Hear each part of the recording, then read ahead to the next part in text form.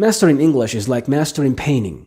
You don't master everything at once, you master one thing at a time. For example, you master drawing trees, and then you master drawing grass. And if you're impatient and decide to rush things up and get fast results, you're going to end up with one of two scenarios. The first one is an incomplete picture by drawing trees and grass, the ones that you mastered, and that's it, nothing else. Or you draw full scenery with grass and trees looking professional and everything else looking silly. Now, the same thing applies to English because there are certain basic structures and phrases that complete the full, beautiful picture, but you have to be patient and master them one at a time.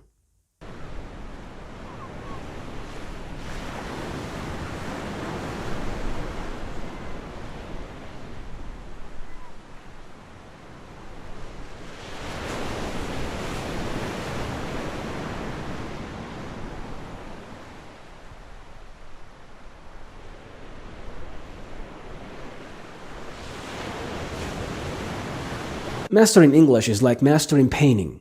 You don't